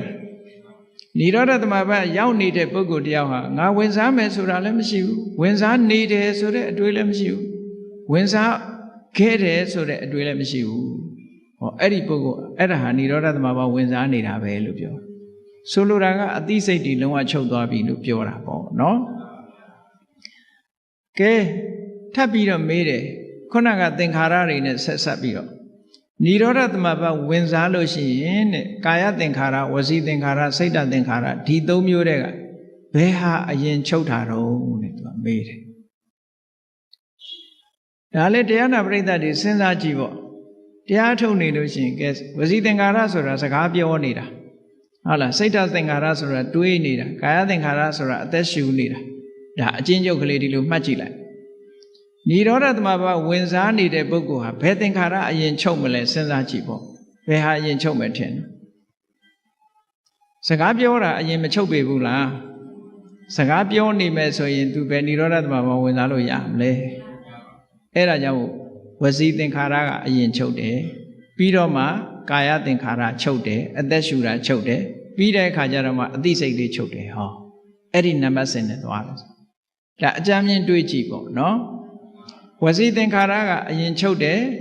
နောက်ပြီးတော့ကာယသင်္ခါရဆိုတဲ့အသက်ရှူမှုချုပ်တယ်နောက်ပြီးတော့စိတ်ဓာတ်သင်္ခါရလို့ဆိုတဲ့မှတ်သားမှုနဲ့ခံစားမှုချုပ်သွားတယ်ပေါ့ဒီလိုဆိုလိုတယ်နော်အဲ့ဒီမိကုံးကလည်းဓမ္မဒိဋ္ဌာထေရီမှာဖြေလိုက်တယ်ကဲကောင်းပြီនិရောဓသမဘာကထတယ်ဆိုတာဘယ်လိုလဲထတယ်ဆိုတာဇံကိုရုပ်သိမ်းလိုက်တာရပ်တန့်လိုက်တာပေါ့ခေါဏကစိတ်ကို pause လုပ်ထားတာကိုပြန်ပြီးတော့ခလုတ်ဖြုတ်လိုက်တာပေါ့အဲ့လိုဖြုတ်လိုက်လို့ရှိရင်ဘယ်လိုဖြုတ်တာလဲလို့မေးတဲ့အခါကျတော့အေးនិရောဓသမဘာကထတဲ့ပုဂ္ဂိုလ်ဟာလည်းပဲတဲ့ငါនិရောဓသမဘာဝင်စားအောင်မယ်ဆိုတာလည်းအတွေးမရှိဘူးဝင်စားနေတယ်ဆိုတဲ့အတွေးလည်းမရှိဘူးဝင်စားခဲ့တယ်ဆိုတဲ့အတွေးလည်းမရှိဘူးတဲ့ဒီသုံးမျိုးပဲပြောတယ်ပြန်ပြီးတော့ဘာဖြစ်လို့တော့ဆိုတော့និရောဓသမဘာကထလိုက်တဲ့ပုဂ္ဂိုလ်မှာအနာဂံဆိုလို့ရှိရင်အနာဂါမိဖို့စိတ်ကဝင်လာတာချက်ချင်းဖြစ်တယ်အဲ့ဒီအနာဂါမိဖို့စိတ်ရဲ့အာယုံကနိဗ္ဗာန်သာဖြစ်တယ်တခြားမတွေ့ဘူးဟုတ်ကလားယဟန္တာဆိုလို့ရှိရင်ရတ္တဖို့စိတ်ကလေးပေါ်လာတယ်အဲ့ဒီရတ္တဖို့စိတ်ကလေးဟာနိဗ္ဗာန်ကိုအာရုံပြုတယ်ဒါကြောင့်မို့ခုနအတွေ့တွေရှိနိုင်ပါမလားရှိနိုင်ဘူးအဲ့ဒါကို तू ကလက်တွေ့နဲ့ရှင်းပြီးတော့ပြလိုက်တာကဲနောက်ပြီးတော့မေးတယ်និရောဓသမဘာကထလာတဲ့ပုဂ္ဂိုလ်မှာတဲ့និရောဓသမဘာကိုရုပ်သိမ်းရပ်တန့်လိုက်တဲ့ပုဂ္ဂိုလ်မှာတဲ့ကာယသင်္ခါရဝစီသင်္ခါရစိတ်ဓာတ်သင်္ခါရဘယ်သူစဖြစ်မလဲဘယ်ဟာကစဖြစ်တာတော့သူမေးလိုက်တယ်နော်ဘယ်ဟာစဖြစ်တုံးဆိုတော့စိတ်ချုပ်ထားတဲ့ပုဂ္ဂိုလ်တရားဟာစိတ်ကစဖြစ်မှာပေါ့နော်စိတ်ပြီးပြီဆိုတဲ့အခါအသက်ရှူမှုကာယသင်္ခါရဖြစ်တယ်ပြီးတော့စကားပြောမှုဆိုတဲ့ဝစီသင်္ခါရဖြစ်လာတယ်ပေါ့ဒါនិရောဓသမဘာမှာထတဲ့အခါသင်္ခါရအစဉ်ကတစ်မျိုးအဲ့ဒါလို့ဖြေလိုက်တော့သူ့အဖြေဟာလုံးဝအမှားယွင်းမရှိပြည့်စုံပြီးတော့သွားတယ်ဒါအနာဂံပုဂ္ဂိုလ်တွေဖြေနိုင်တဲ့မေခွန်းတွေပေါ့နော်နောက်နံပါတ်29အနေနဲ့သူဗာမေးတော့ဆိုလို့ရှိရင်និရောဓသမဘာကនិရောဓသမဘာဝင်စားပြီးတော့និရောဓသမဘာကထလာတဲ့ပုဂ္ဂိုလ်ထတယ်ဆိုတဲ့စကားလုံးကိုသုံးတာကအကြည့်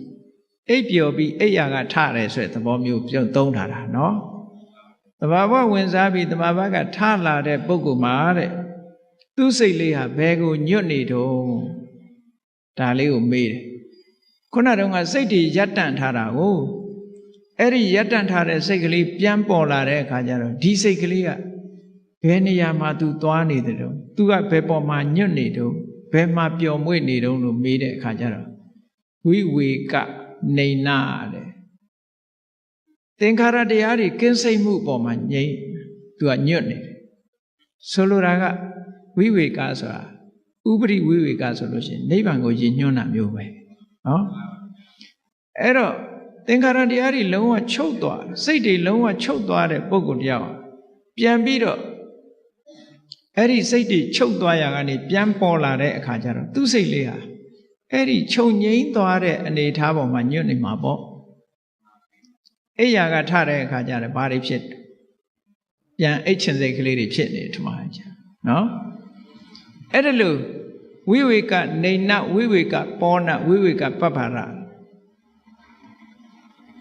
ကင်းစိတ်မှုဆိုတဲ့ဝိဝေကသဘာဝတရားပေါ်မှာစိတ်ဟာညွတ်နေပါတယ်ဒီလိုဖြေတယ်ဒါက29နံပါတ်မေခွန်းရဲ့အဖြေ28ကျတော့ဘာဖြေလဲဆိုသူကအနာဂံဆိုတော့သူဒီအဆင့်နဲ့ပဲသူကုန်ပြီဒါပေမဲ့သူကရှေ့ဆက်ပြီးတော့မေးသေးတယ်သူနော်သူကျင့်တတ်နေပြီမေခွန်းရဲ့အဖြေကိုကျင့်တတ်နေပြီတကယ်ဓမ္မဒိဋ္ဌာဟာအနာဂံတော့ဖြစ်နေလောက်ပြီဆိုတာသူဆုံးဖြတ်ချက်ချသွားအဲ့ဒီမှာသူဘာတွေဆက်မေးတော့ဆို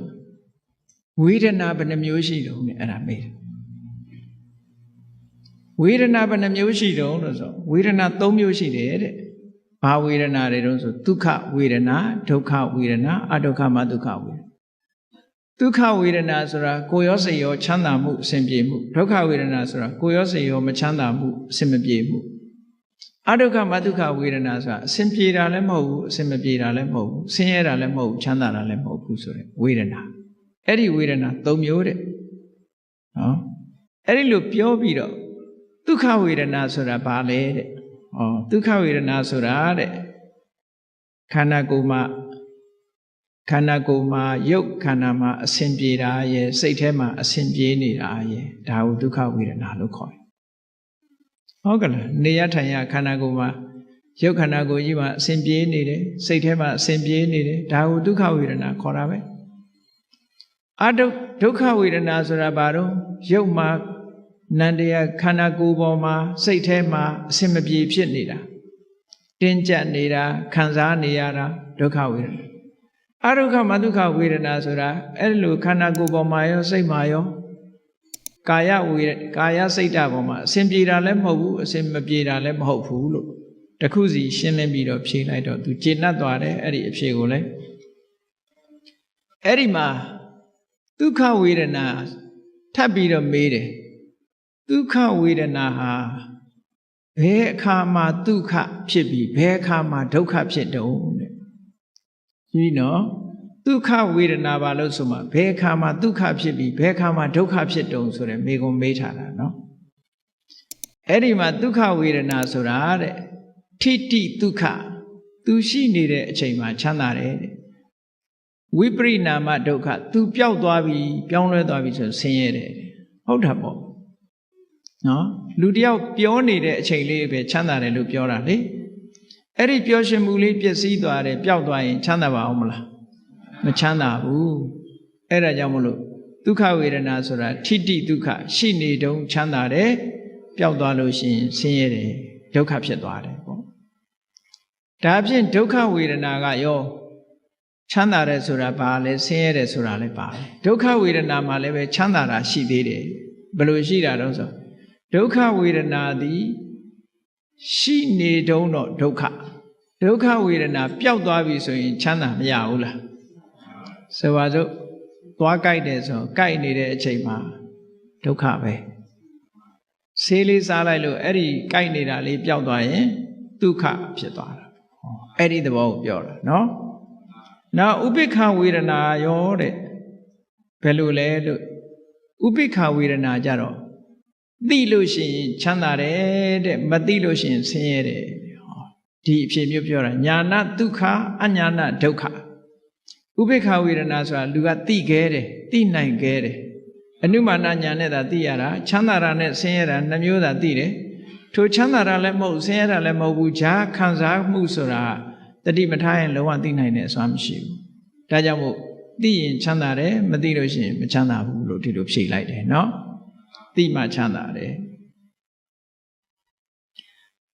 ကဲအဲ့ဒီမှာဆက်ပြီးတော့သူမေးတယ်ဒုက္ခဝေဒနာမှာဘာအနုတ္တယဂိမ့်တယ်လဲတဲ့နောက်တစ်ခုမေးကုန်ဘာအနုတ္တယဂိမ့်မလဲဒုက္ခဝေဒနာဆိုတာဘုန်းကြီးတို့တွေကိုယ့်ကိုယ်စဉ်းစားကြည့်ပျော်ရွှင်စရာကျေနပ်စရာပေါ်လာတာနဲ့တပြိုင်နက်အဲ့ဒီပျော်ရွှင်မှုကျေနပ်ဖို့ပေါ်မှာတွေ့တာမှုလေးမရှိဘူးလားရှိတယ်တွေ့တာအဲ့တော့တွေ့တာတဲ့စိတ်ကလေးကဒါမျိုးလေးရရင်ဒီစိတ်ကလေးပြန်ပေါ်တယ်ပေါ့ဟုတ်ကဲ့လားအဲ့ဒါကြောင့်မို့လို့ဘာကိန်းတာတော့ဆိုရာဂနုတ္တယကိန်းနေအတွေ့တာလေးကိန်းသွားတယ်ပေါ့မျက်စိကမြင်လို့နှစ်သက်စရာလေးတွေ့တယ်ချမ်းသာတယ်အဲ့ဒီချမ်းသာမှုလေးကိုနောက်ထပ်လိုချင်တယ်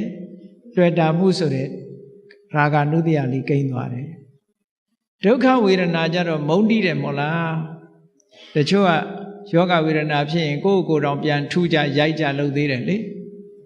အ ਨੇ ဆုံးတော့သိလိုက်ပါတော့ဟဲ့ပြောတဲ့လူကရှိသေးတယ်ဟုတ်ကဲ့လားအဲ့ဒီတော့သူ့စိတ်ထဲမှာဘာဖြစ်နေတုံးဒုက္ခဝေဒနာကြုံတဲ့အခါမှာဘာဖြစ်နေတုံးဆိုရင်ဒေါသတွေဖြစ်မနေဘူးလားဒါကြောင့်မို့ဒုက္ခဝေဒနာပေါ်မှာပဋိက္ခဏုတ္တယကိန်းနေတဲ့ဒေါသကိန်းနေပေါ့နောက်ဓာမျိုးဖြစ်ရင်ဒေါသထွက်မှာပဲနောက်ဓာမျိုးဖြစ်ရင်ဒေါသထွက်မှာပဲသူကနော်အနုတ္တယဆိုတာကအကြောင်းဆုံးလာလို့ရှိရင်ဖြစ်လာမဲ့အနေအထားတစ်ခုကိုပြောတာအနုရူပံကာရဏံလဘိတ္တဝဥပ္ပစ္စတိနော်သင်လျော်တဲ့အကြောင်းဆုံးပြီးသွားလို့ပေါ်လာတဲ့သဘောကိုပြောတာအဒုက္ခမဒုက္ခဝေဒနာပေါ်မှာတော့ ဘာအနုတ္တယကိန်းတုံးဆိုတော့အဝိဇ္ဇာအနုတ္တယကိန်းနဲ့ဘာလို့ဆိုသိမှမသိလိုက်တာဟုတ်မသိလိုက်တာလည်းပဲအဝိဇ္ဇာအနုတ္တယပဲဒါကြောင့်မို့လို့ကမ္မထမ်းရှုမှတ်တဲ့အခါမှာမရှုမှတ်နိုင်လို့လွတ်သွားပြီဆိုလို့ရှိရင်အဝိဇ္ဇာနုတ္တယတွေကိန်းတယ်လို့ပြောတာဒါလည်းစသိနေရမယ်မသိလိုက်ဖ ೇನೆ ဒီတိုင်းလွတ်လိုက်ပြီဆိုလို့ရှိရင်အဲ့ဒီပေါ်မှာအဝိဇ္ဇာဖြစ်သွားတယ်ပေါ့ဒါမို့အဒုက္ခမဒုက္ခဝေဒနာမှာအဝိဇ္ဇာနုတ္တယကိန်းတယ်လို့ဒီလိုဖြေတယ်ဒါဖြင့်ဒုက္ခဝေဒနာနဲ့ပတ်သက်ပြီးတော့ဘာအနုတ္တယကိုပယ်ဖို့လိုတော့ဆိုရင်ဒုက္ခဝေဒနာနဲ့ပတ်သက်လာလို့ရှိရင်တွေ့တာမှုဆိုတဲ့ရာဂနုတ္တယပယ်ဖို့လိုတယ်အဲ့ဒါမပယ်နိုင်လို့ရှိရင်ဘုန်းကြီးတို့တွေဟာဟောဒီဒုက္ခလာတိုင်းရာဂဖြစ်နေမှာပဲဒုက္ခဝေဒနာမှာပဋိက္ခဏုတ္တယကိုပယ်ရမယ်ဒေါသကိုအဒုက္ခမဒုက္ခဝေဒနာမှာအဝိဇ္ဇာနုတ္တယကိုပယ်ရမယ်မပယ်နိုင်လို့ရှိရင်ဒါတွေထပ်ဆင့်ပြီးတော့လာနေမှာပဲလို့ဒီလိုဆိုလိုတယ်အဲ့ဒါတွေကိုမေးခွန်းတွေကိုမေးလိုက်တာအဲ့လိုဖြေတယ်အဲ့တော့နောက်တစ်ခုထပ်ပြီးတော့မေးတယ်ဒုက္ခတိုင်းမှာရာဂနုတ္တယပယ်ဖို့လိုသလားတဲ့ဒုက္ခဆိုတာကအမတန်မှကျယ်ပြန့်နေနော်ရာဂဖြစ်တဲ့ဒုက္ခရှိတယ်လို့ရာဂမဖြစ်တဲ့ဒုက္ခရှိသေးတယ်ကာမဂုဏ်အာယုန်တွေကိုအကြောင်းပြုပြီးစိတ်ထဲမှာကျေနပ်နေတာကြတော့ရာဂမဖြစ်ပေဘူးလားဖြစ်တယ်အဲ့ဒါလို့မဟုတ်ဘဲနဲ့ဇန်ချမ်းသာတစ်ခုကိုရပြီးတော့တမာတိစွမ်းအားနဲ့ထို့ပေါ်မှာစိတ်ကျေနပ်နေတာကြတော့ခொနာရာဂမဖြစ်ဘူးသူကနော်အဲ့ဒါလို့ဆိုတယ်အဲ့တော့ဒုက္ခမှာရာဂနုတ္တယပယ်တယ်ဆိုတော့ဒုက္ခတိုင်းမှာပယ်ရမှာလားဆိုတော့မဟုတ်ဘူးတခါဒုက္ခဝေဒနာတိုင်းမှာပဋိက္ခနုတ္တယပယ်ရမှာလားဆိုဒုက္ခဖြစ်တိုင်းပဋိက္ခနုတ္တယဖြစ်တာမဟုတ်ဘူးပေါ့အဲ့ဒါကြတော့ဒုက္ခတိုင်းမှာလည်းပဋိက္ခနုတ္တယပယ်ရမှာမဟုတ်ဘူးအဒုက္ခမဒုက္ခဝေဒနာတိုင်းမှာလည်းပဲအဝိဇ္ဇာနုတ္တယကိုပယ်ရမှာမဟုတ်ဘူးသူ့နေရာနဲ့သူပေါ့အဆင့်ဆင့်ရှိတယ်လို့ဒီလိုဖြေတယ်ကဲနောက်မေးတယ်ဒုက္ခရဲ့ဆန့်ကျင်ဘက်ကဘာလဲတဲ့သူမေးတယ်ဒီမေးခွန်းတော့ဖြေနိုင်လောက်ပါတယ်เนาะတရားနာတယ်ဒုက္ခရဲ့ဆန့်ကျင်ဘက်ကဒုက္ခပေါ့ဟုတ်ကဲ့ဒုက္ခရဲ့ဆန့်ကျင်ဘက်ကဒုက္ခနောက်ဒုက္ခရဲ့ဆန့်ကျင်ဘက်ကဘာလဲလို့မေးတယ်ဒုက္ခပဲပေါ့နောက်အဒုက္ခမဒုက္ခရဲ့ဆန့်ကျင်ဘက်ဆိုတာသူ့ကြောင့်ပေါ်လာတဲ့သဘောတရားကိုပြောတာအဒုက္ခမဒုက္ခရဲ့ဆန့်ကျင်ဘက်ကအဝိဇ္ဇာတဲ့အဲ့လိုဖြေတယ်သူကအဝိဇ္ဇာဖြစ်ပေါ်တတ်လို့ပြောတာเนาะအဲ့တော့ तू မေးတဲ့မေးခွန်းတွေဟာကြည့်မေးလာလိုက်တာအဲ့ဒီအဆင့်ရောက်တော့နောက်နံပါတ်48အနေနဲ့ तू မေးတယ်အဝိဇ္ဇာလို့ဖြေလိုက်တော့ तू အဲ့ဒါကိုကောက်ပြီးတော့မေးတယ်အဝိဇ္ဇာရဲ့ဆန့်ကျင်ဘက်ကဘာတော့လဲဆိုတော့ဝိဇ္ဇာပေါ့အဝိဇ္ဇာဆိုတာမောဟရဲ့ဆန့်ကျင်ဘက်ကအသိဉာဏ်ပဲဆန့်ကျင်ဖယ်ရှားနိုင်တဲ့သဘာဝတရားသည်ဝိဇ္ဇာဖြစ်တယ်လို့တခါဝိဇ္ဇာလို့ဆိုလိုက်တာနဲ့သူကြည့်ရတာတော့ဘုန်းကြီးကဒီတခါကြီးမေးစရာကုန်းနေပြီနဲ့တူတယ်ကုန်းနေတော့သူကအစွန်းထွက်တာလေးတွေကိုင်းကင်ပြီးရှောက်မေးနေတာနော်သူကခုနအခက်ခဲတဲ့និရောဓသမဘတ်နဲ့ပတ်သက်တဲ့မေးခွန်းတွေသူမေးပြီးပြီမေးသွားတဲ့အခါမှာနောက်ပိုင်းမှာသူအစွန်းထွက်တာလေးတွေလိုက်ပြီးတော့မေးတာအခုလဲအဝိဇ္ဇာလို့ပြောလိုက်တာနဲ့သူအဝိဇ္ဇာရဲ့ဆန့်ကျင်ဘက်ကဘာတော့ဆိုဝိဇ္ဇာတခါဝိဇ္ဇာလို့ဖြေလိုက်တဲ့အခါကျဝိဇ္ဇာရဲ့ဆန့်ကျင်ဘက်ကဘာတော့တခါလာဝိဇ္ဇာနဲ့ရှင်ဘက်ရှင်တွဲပြီးတော့လာတဲ့အရာဘာလဲလို့မေးတဲ့အခါကျတော့ဓမ္မဒိဏထေရီမကဖြေတယ်ဝိဇ္ဇာနဲ့ရှင်တွဲလာတဲ့အရာကတော့ဝိမု ക്തി လို့ခေါ်တယ်ဝိဇ္ဇာဆိုတာမဲ့ဉဏ်ကိုပြောတာဝိမု ക്തി ဆိုတာလွတ်မြောက်မှုဖို့ကိုပြောတာအဲ့ဒီသဘောကိုဖြုတ်တယ်ဒါဖြင့်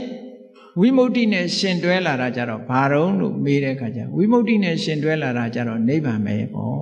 ဖို့နဲ့ရှင်တွဲလာတာနိဗ္ဗာန်ပဲအဲ့ဒီထိအောင်မေးခွန်းပေါင်း90ပြည့်သွားပြီသူ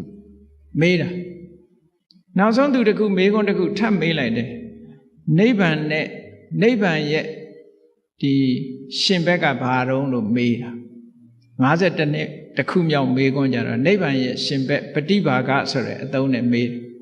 နိဗ္ဗာန်ရဲ့ရှင်ဘက်သဘာဝတရားဘာလဲလို့ဆိုတော့နိဗ္ဗာန်မှာနိဗ္ဗာန်အထက်ရှိနိုင်မှာအောင်မလားအဲ့ဒီမှာဘိက္ခုနီမကပြောတယ် တကာကြီးတဲ့မေးခွန်းကိုအဆုံးကိုမတတ်နိုင်ဘူးတဲ့လွန်သွားပြီတဲ့မေးတာတွေကတဲ့အဲ့ဒီအချိန်မှာသူ့ကိုသတိပေးတယ်နော်တကာကြီးကပြဿနာကိုအဆုံးမတတ်နိုင်ဘူးတဲ့တကာကြီးမေးတဲ့မေးခွန်းကမေးဖို့ရနဲ့လွန်သွားပြီတဲ့ဘာဖြစ်လို့တော့ဆိုတော့မြတ်စွာဘုရားရဲ့သာသနာတော်မှာအဆုံးသတ်ဟာနိဗ္ဗာန်ပဲနိဗ္ဗာန်အထက်မေးစရာမရှိတော့ဘူးဆိုပြီးတော့ဓမ္မဒိဏဘာပြောတော့ဆိုရင်မကျေနပ်လို့ရှိရင်မြတ်စွာဘုရားသွားမေးတဲ့ဒီမေးခွန်းတွေကိုဘုရားမေးဘုရားဖြေတဲ့အတိုင်းမှတ်ပါတဲ့နော်မေးကျင်တပတ်ဆိုရင်ဒီမေးခွန်းတွေအကုန်လုံးမြတ်စွာဘုရားကိုသွားမေးပါအောင်တဲ့